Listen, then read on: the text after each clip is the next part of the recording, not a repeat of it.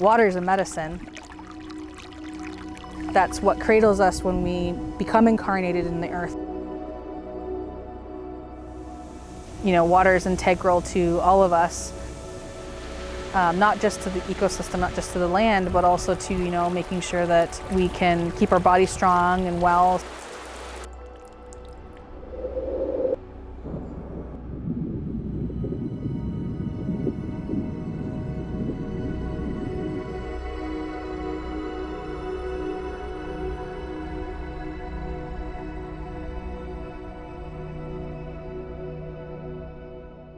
Ani, Bojo, Meshkikanebekwe Indishnakaj, Muziki Six Nations, Misagi Kinjunjaba, and my spirit name is Medicine Water.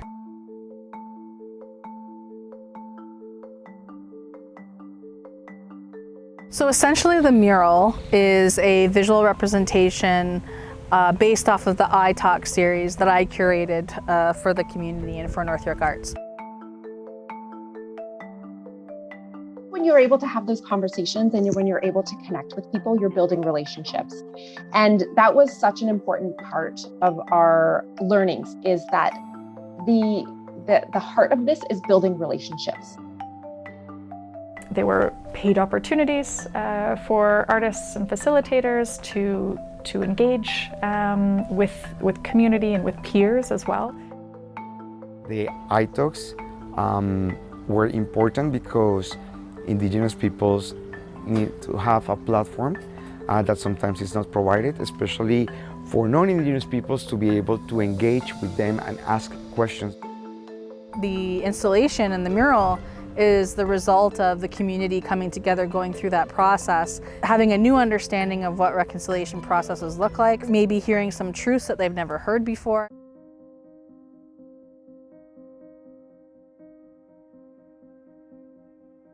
This went the two-row wampum from 1613, which was again, you know, forged in a sense of understanding, you know, boundaries essentially. A lot of acknowledgements do state that we will share the land, but that means something completely different to our society and Canadian society.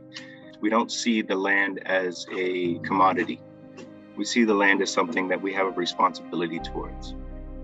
In the mural, it's essentially as if the wampum was broken apart and then coming back together. So bead by bead, piece by piece, being re-strung by the community and re-woven by the community. So entering Gibson House was interesting for me.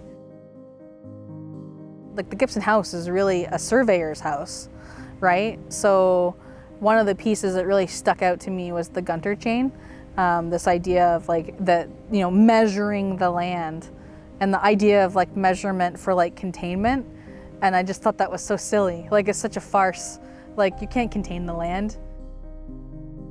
You know, Indigenous voices taking up spaces that were traditionally pushed out of those spaces, reclaiming the areas that were originally our responsibility.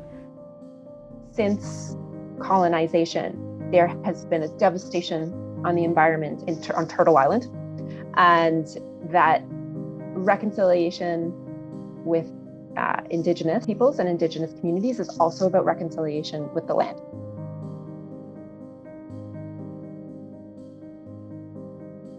Indigenous ability to get back to stewarding the land, and that really should be everybody's priority, because that's what's going to ensure that we have some type of structure, some kind of mechanism in place that protects the land from harm so that we can exist. So colonization would have us think about land as like other. It's like it has no relationship to us. We are able to take from it and use it as we please because it has no feelings. But the land does have feelings, and I think the land very much does like love interacting with us and having us interact with it. Because once we start seeing land as not a commodity to speculate on and make, you know, fortunes from, then we are see it as the resource to share that it is. We are all related, all of us. It was that world out there, that corruption of power and of money and ownership, that helped many of us forget that we are all connected.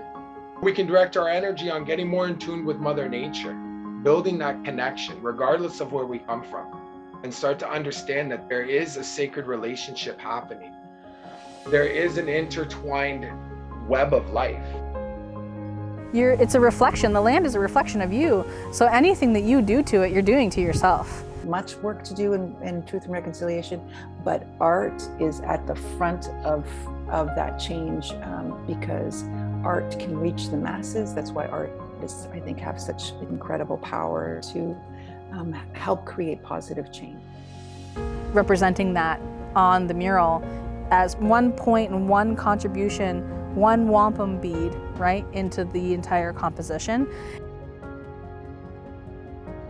Reestablishing the two-row and reestablishing the relationship essentially in a healthy, positive way, in a good way.